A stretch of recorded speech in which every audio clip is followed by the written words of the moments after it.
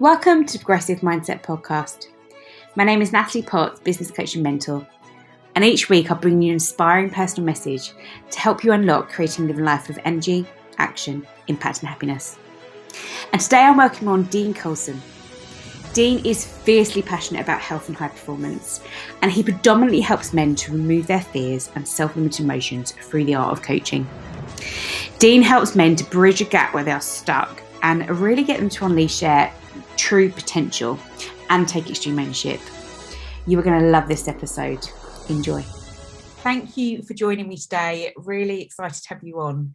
Share with us a little bit about you, what you do, and how you got into coaching. Okay, so I'm for want of a better phrase, a high performance coach. And you'll understand why that is when I start talking a bit more about my past and what I'm talking about today. So really it's about helping people being all that they are, the best version of themselves. Mm-hmm. And a lot of people don't know what that is, and I understand that because you don't know what you don't know.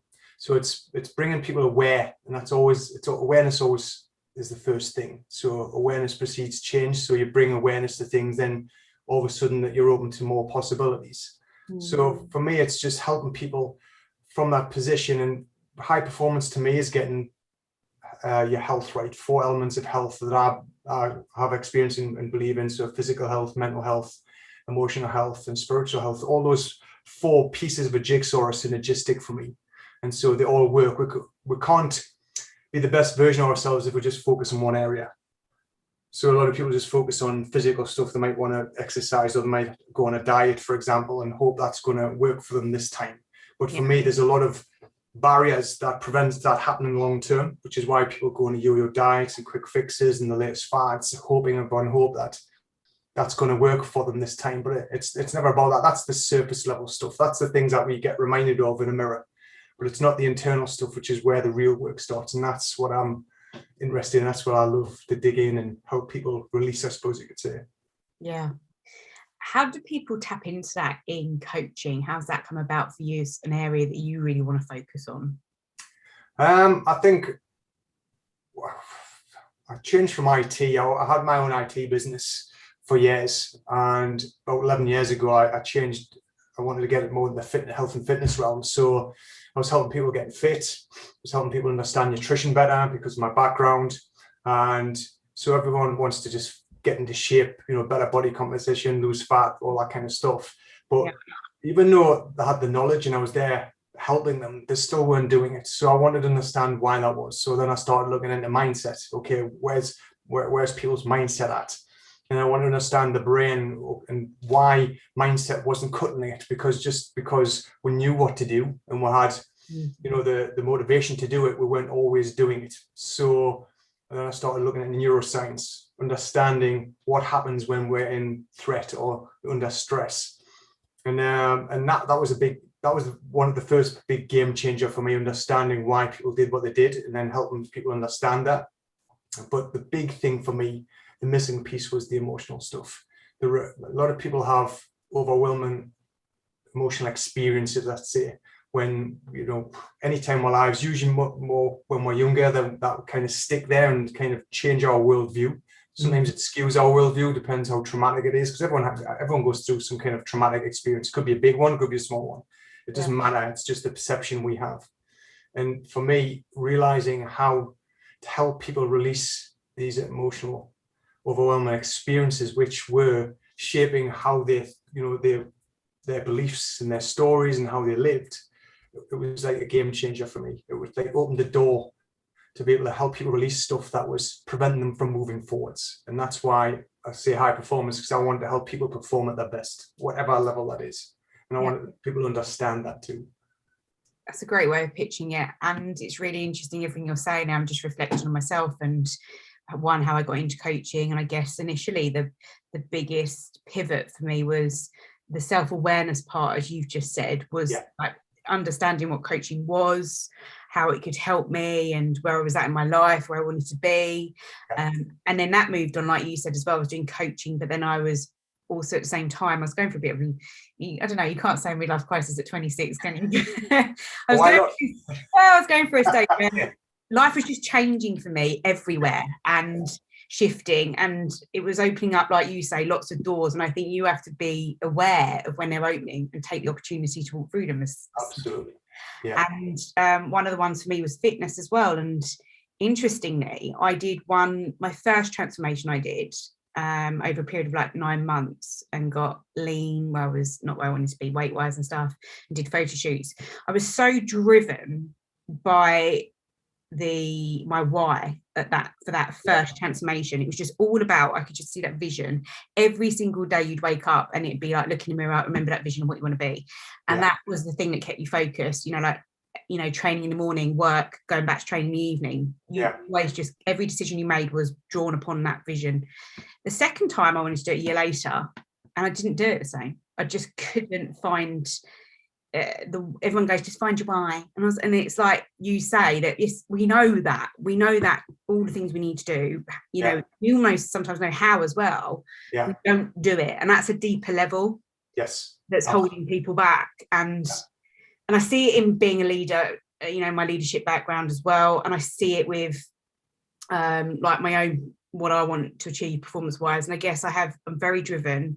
I'm insanely focused on what I want, and going for the next thing. But there's some things that hook me up now, and it's, the older I get, it's like they don't hold me back, but I am drawn more upon, like you say, that beliefs part when we're children. And there's trauma's an interesting word that's kind of come up recently for me. I heard it on Mel Robbins' Audible the other week. I was listening to again. And then a friend said about it, and like I always say, notice what you notice. And I heard something else about trauma, and I was like, what is going on? Because for me, and I always love this question as a coach, what does that mean to you?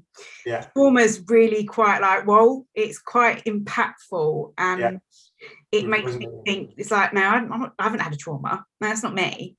I can't associate that. I just think, no, I'm a high performer. I want to be that. But I think it's understanding, well, maybe it is a form of trauma, and what does that look like? I think it's a curiosity to understand how it could be playing a part in the performance side and holding me back in things, because I often say I don't fear things or procrastinate, but there are things that hold me back, so it's got to be something.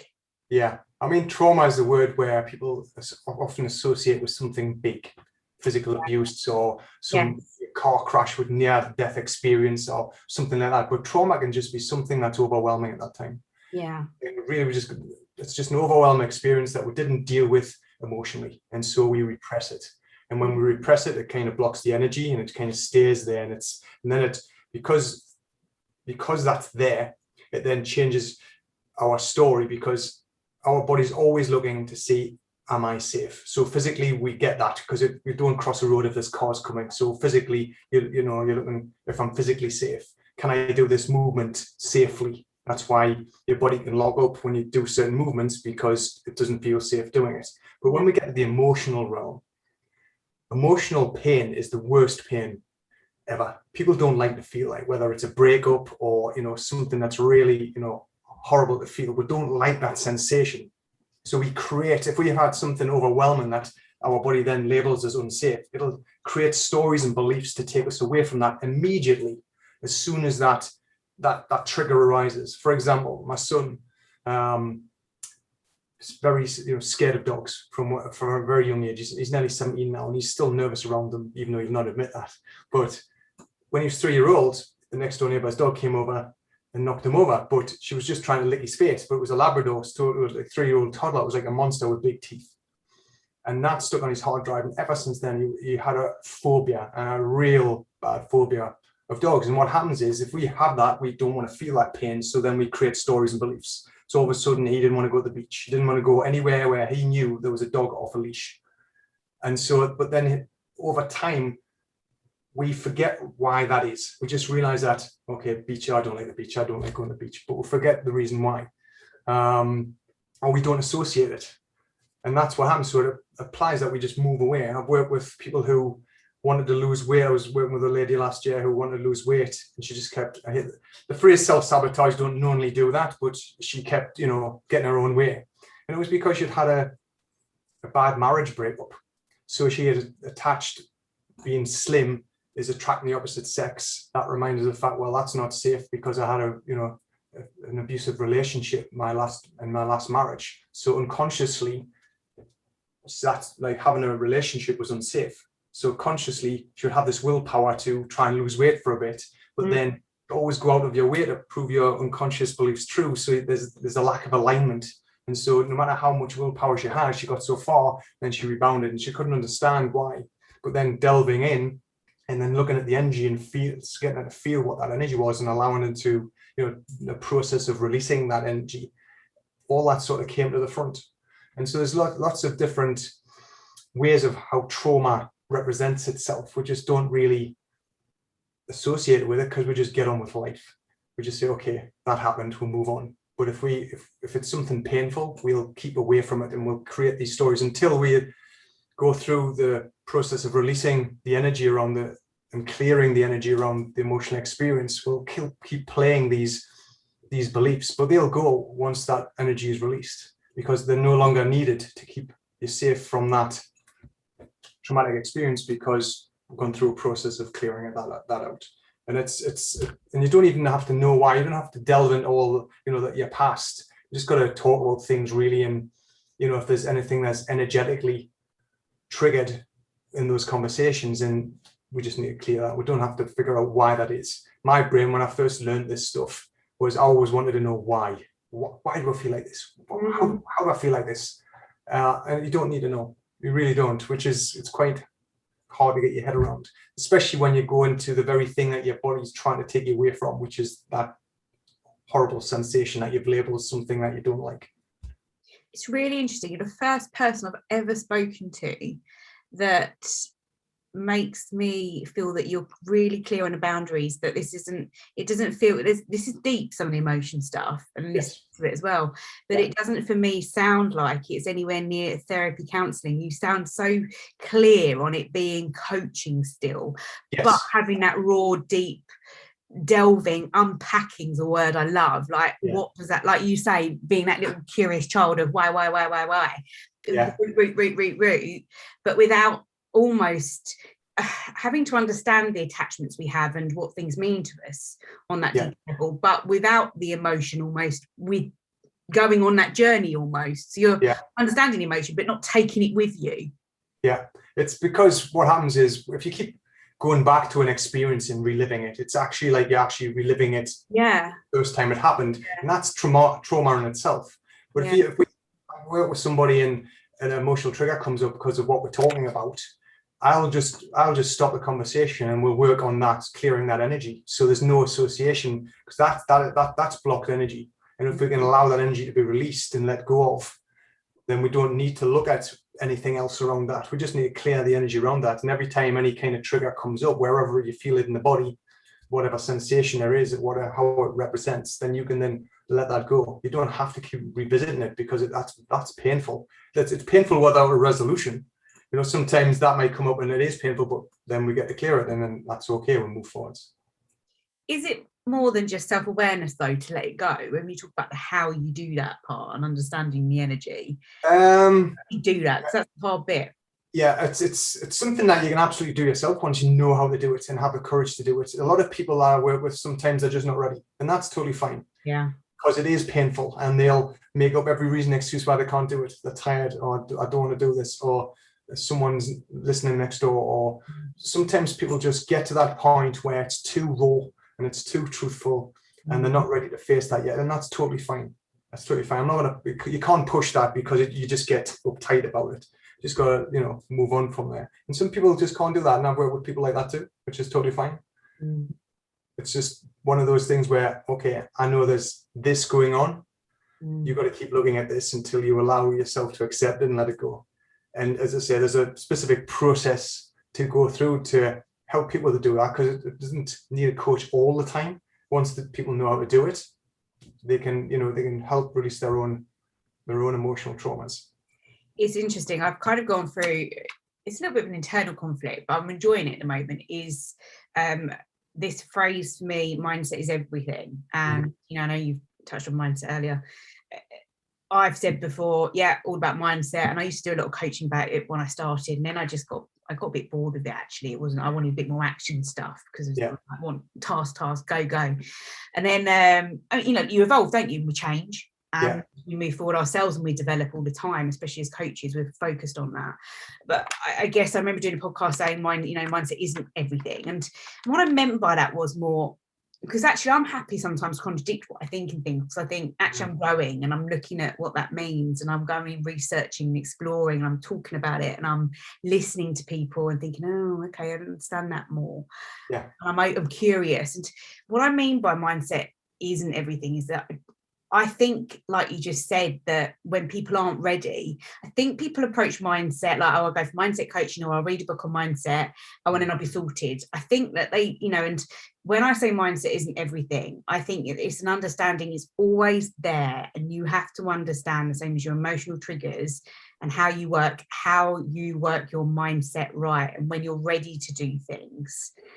Because I just think that we look at mindset like, oh, I can go to therapy and just get sorted, and you can't. It's not going to happen. It is a compound of lots of different experience and events that will make you want to change and then change. And what you've got to remember is, anytime the brain thinks it's not safe, checking it constantly, even if, like, when I work with emotional stuff, that's not a safe experience, and some people can't move beyond that, because when it isn't safe, the amygdala, which is constantly checking to see whether we are safe and if we go towards the fight or flight response or not, that will down-regulate the neocortex, which is your thinking part of the brain. That's where our mindset is. We're literally out of our minds. So mindset isn't everything, because sometimes we don't have access to it. Something that's deemed too unsafe for us, it won't allow us to access that, because if we do, then we're thinking about the danger, because threat, stress, danger, being unsafe, it's all the same thing. The brain's quite black and white from a fight or flight response, that, you know, that survival response. And so if there's something deemed threatening, stressful, unsafe, then it will shut down the thinking part of the brain, and it'll automatically get you to do what you did the last time that made you feel safe. Now, if that's emotional eating, you'll go and eat all the crisps or the Jaffa cakes, or if it's wine, or if it's gambling, or if it's alcohol, drugs, whatever that thing is that we play. And that's what, you know, whether it serves us or not from a health perspective is irrelevant. It's okay, that's what we did the last time, I felt safe. Let's say it's food. So you go and eat something that, you know, you're on a diet, you've done great all day, then you have a stressful conversation, you come home, first thing you want to do is reach and eat things that you shouldn't. Then of course you have that, then your brain says, okay, I feel safe now. And then you're allowed to access your mind again, your brain. And then of course guilt can come in, because of, hold on, I didn't want to do this, why the hell have I just done that? It's because you were literally out of your mind. So mindset isn't always everything. If you can't access it, you can't use it. I was just looking at my book, Steve Peters' book, Chimp Paradox. I always have to think, when my emotional guided kicks, I've recognised that I've got a pretty big little chimp, and I'm like, they're like banana and a chimp. Because the vision, you know, a visionary, I have to see it. I'm like, give me a banana. It's really interesting how that kicks in. And I did CPD Neuroscience Day back in March. I've never done an NLP or anything, but I've explored like little bits on things. I just guess I'm not ready to go down that path yet myself, but it is interesting. It's really interesting, and I think, again, like tapping into what does that mean to me, and I think I keep hooking back on from doing that day is about the 6 components that have a healthy mind. And the main one that the last year for me, and that's been social connections, being huge, and understanding, you know, what that means, and making sure you have it. And I think those are the types of things that I think become great for you. You know, the mindset is understanding yourself within that.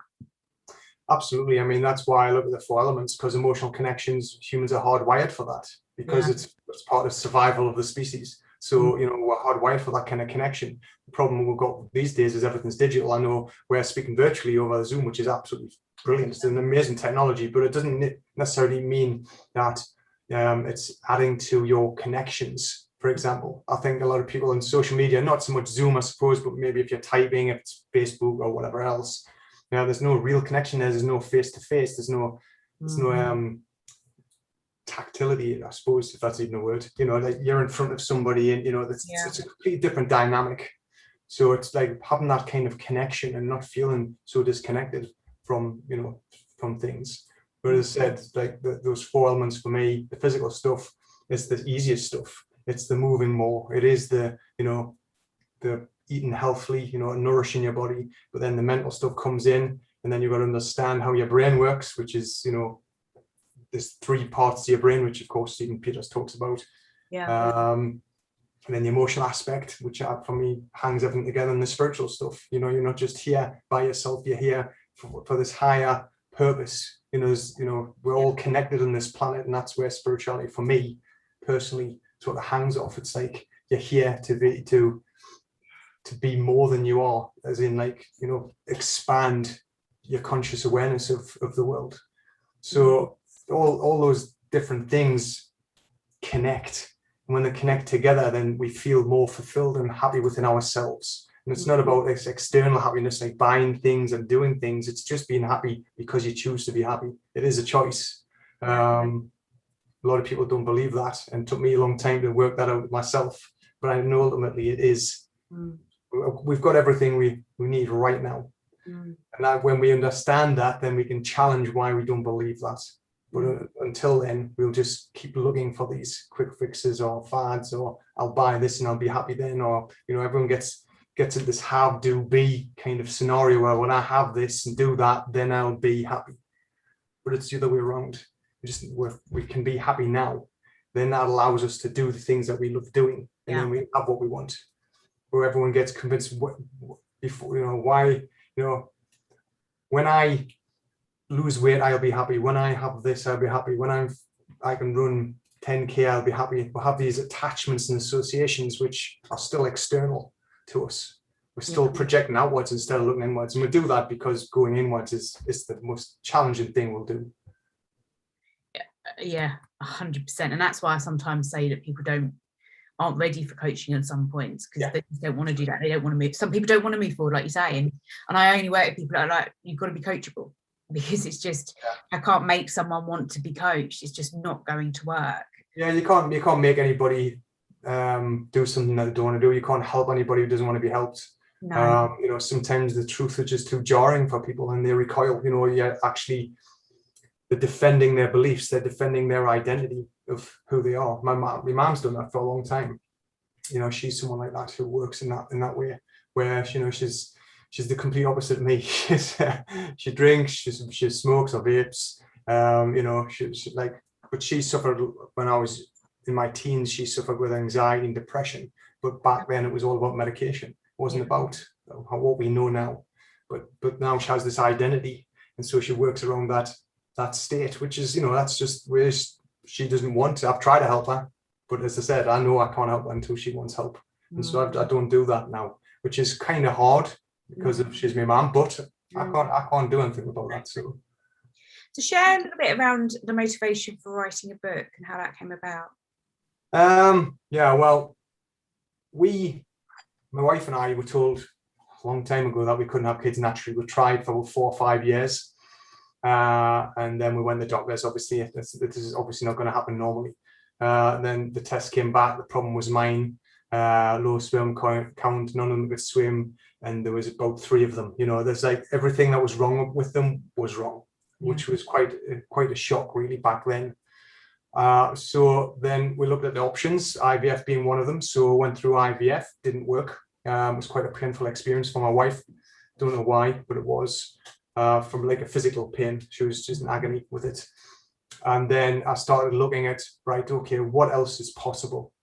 Because I wasn't ready to accept that we couldn't have kids naturally. So we looked at that. I started looking at nutrition books. I started buying nutrition books. I started contacting the authors of these books. I started looking at what courses was around.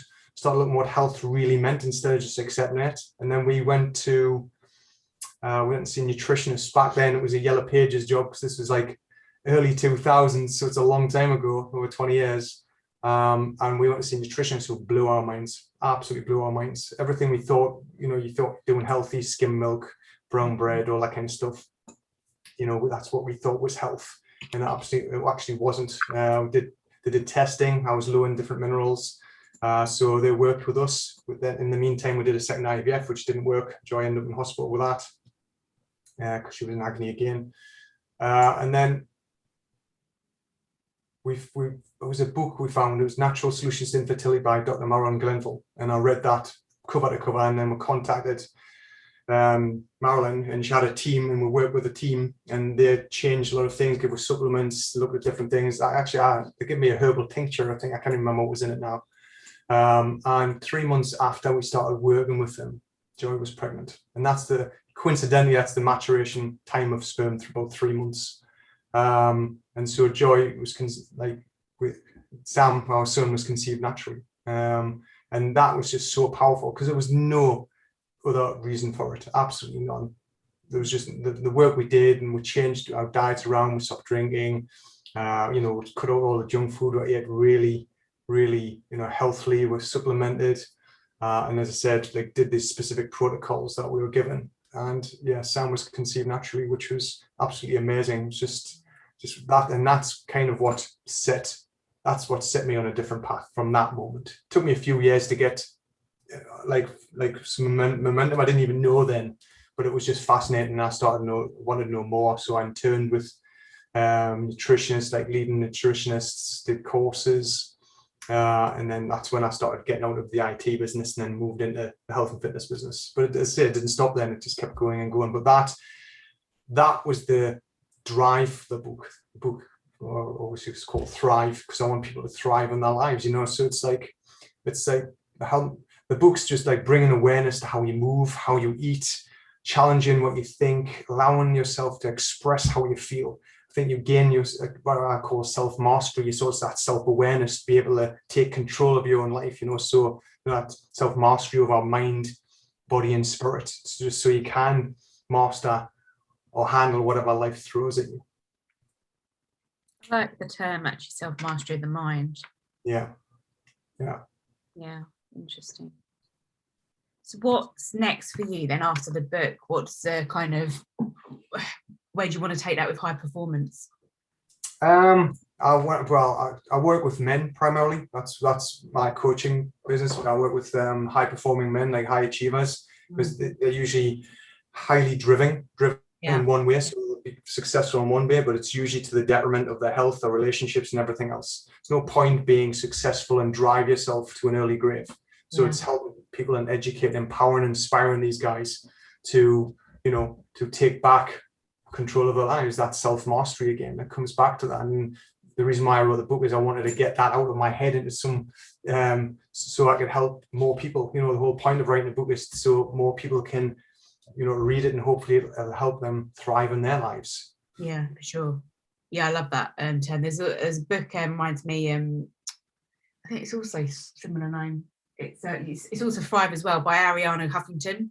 All right, okay. And she talked a lot around the wellbeing wisdom, and it's actually very similar, like the females as well. And she kind of hit a point where she was work, and then she just passed out, smashed her head, and she was like, that was a moment of enough's enough, so stuff has to change. And and I remember all those quotes like, no one comes to your says your eulogy, you did an amazing PowerPoint or something. It's all about and connection, experiences in life. Exactly. There's moments, aren't they, that you have to think that you need to think, hang on a second. And I guess another thing I've realized if you're doing coaching is that people wait for these moments in life, or they'll get something as horrendous as cancer or something, for this shift to happen and to go, this realization. It's like, why do you have to have those moments to realize that's not life I want, or it's not what like you say, it's always the when I have this, when I have that. And that's what I had to change after that first transformation of fitness, where I don't take back the fact of my drive and how I went about that, but there's certain things I think that I was focused on in a way that wasn't serving me probably. So I think I had to shift that. And look at, because that just became a when I get that attitude. That you can't, that's not a healthy mind either. No, it's not. I think it's because it's still, we're being driven externally still. That's an external driver. And so the real stuff is when, I suppose you can say the path to enlightenment, I suppose you can say one of my phrases, understanding that everything starts within. We don't need anything else outside of us. but we're in a world which drives that, so like my book Thrive, it's just, I want to show people how to approach life from a place of curiosity, wonder and excitement rather than fear and frustration, which is why the world is right now. Fear is a learned skill. We're born out of love, but fear is a learned skill. Right. It's true. And so just being able to look at these, as I talk about these 4 elements a lot, but it gives you a better understanding of who you are, what health actually means, and how to then take back control to grab that life of happiness and fulfillment. And I think a lot of people might say they're happy and they might have fleeting moments of that, but I don't think people understand that happiness is something that you can choose to have most of the time. Yes, there's always going to be triggers, there's always going to be reactions. If you've been on this planet for any length of time, like years and years and years in my case, then there's always going to be things that are sitting there. There'll be a trigger there. So what we get to do is, once you have the tools, then you get to welcome that in. Instead of fearing it, you welcome in and say, okay, there's something else I get to look at, I get to clear, I get to fully feel. And it's those things that we don't run from, that fear, but approach it from a totally different way, from that curiosity, because then that allows us to access our thinking brains, that the neocortex allows us to use our minds in a positive way. It takes us out of that flight or fight response. It's interesting. I always kind of wrap up with 5 questions, and one of them actually is really key. I'd love to ask is, what would you tell your younger self being on the journey? When you think about what you just shared with us and the journey you've been on in self-discovery and IT and coaching, everything. For me, I would say trust in who you are.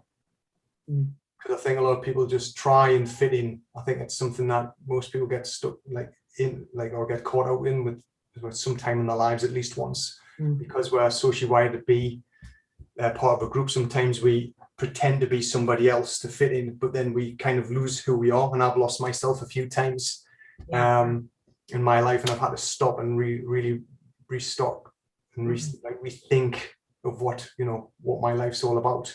But like trusting the process, and it'll be all okay. That's what I would say. Yeah, that's important. I think they're valuable points to make. I'm doing a lot of listening to stuff around authenticity at the minute, and that's interesting from a part of how you show up as a leader and business, but also just, I think, genuinely yourself, like you say, and trusting yourself and being, this is who I am. And that's the human attitude, Yeah, absolutely. How do you measure success? It's quite subjective. That depends on what success is, because a lot of people just think, financially, that's successful. For me, it's being at peace with myself. Yeah, that's what success is for me. If I'm out of alignment, that's not success for me. There's something I need to deal with. So it's bring myself back into alignment as much as possible, finding that balance, finding that peace. That for me is success. What can people do if it was just one thing you would share to live a more purposeful life? Trust your intuition. A lot of people don't listen to it. They don't even know how to listen to it. They don't know the cues. They don't know the feelings and sensations that our body talks to us every day. We're too busy in our minds instead of our hearts. Yeah. So I would say trust your intuition, trust your heart, because it doesn't. Right? Yeah. No, we're just in that mode, and that's again like switching out that monkey mode. Yeah, absolutely. Yeah. And I guess finally, so what would you say you're most grateful for? I did a post on being grateful earlier, so it's interesting. Oh, well, that's easy. So I'm grateful for breathing, because I give thanks every morning, every time I wake up. I don't take my life for granted. I have for the longest time, but now every morning, even if I'm having a shitty day or a shitty week or something I'm going to deal with or something I'm not dealing with, I'm still thankful for waking up and having another day on this planet. Because I think if we strip everything back, that's all we really have. All we just have our breath. And so I suppose that sounds a little bit deep, but that's absolutely where I come from every single day. It's the same thing. And then because I bring myself to that point, everything else doesn't seem so important or stressful, or like you can get yourself so stressed up with things that you forget what you already have. Yeah. So for me, it's just stripping it back to the bare essentials, really, and that's where I end up. So honest. No, absolutely. Absolutely. And where can people find you and find out more about your book? Yeah, so my website's called theleanwarrior.com. And my book is being launched on the 22nd of July virtually. I have a nice big book launch party. But what I've done with the book is it's available for pre-order. I've created a limited edition, 100 copies, hardback, signed by me. And you can actually get that at theleanwarrior.com/thrive-pre-order-page. I'm sure we'll get those links together, but you can grab a copy of that as a discount price, because after the launch I'm not releasing any more on hardback. It'll come out on paperback and Kindle at some point, but I really wanted to create it in a hardback version of that. And I wanted to give back to the people who sort of invested that. So everyone who buys the copy of that gets an exclusive kind of Q&A with me. We talk about the book and answer all the questions that people have about the book. So I just want to try and give back as much as I can. Yeah, I love that. What a great thing to do. Really interesting. I'm going to take that one away as well, a little Q&A. No, it, bring it to life, and what does it mean as well? Yeah. Not just leaving it there at just finishing the book, next one. Well, exactly. I think it's important that like people are going to have questions instead of just reading it, because some people are going to be overwhelmed because there's so much information. They'll realize how far back they are, and there's going to be other people who are in the middle, who some in the end. And so I don't want people to pick that book up and think it's too much to do, I'm not going to do it. Yeah. I want people to understand how to do it, and it talks about that in the book, but giving people that kind of feedback and the opportunity to ask questions, I think it's important. So yeah, again, just that reflection part and doing that, isn't it? You got to, but that's when the magic can happen, and the real understanding part to move forward in the right way. So yeah, it's great. Look, thank you so much for your time. I've really appreciated it. It's really, really interesting, and good luck with your book launch. Thanks, Natalie. I appreciate you having me on. Thanks very much. Thank you for listening to my podcast today. I really hope you've taken some value.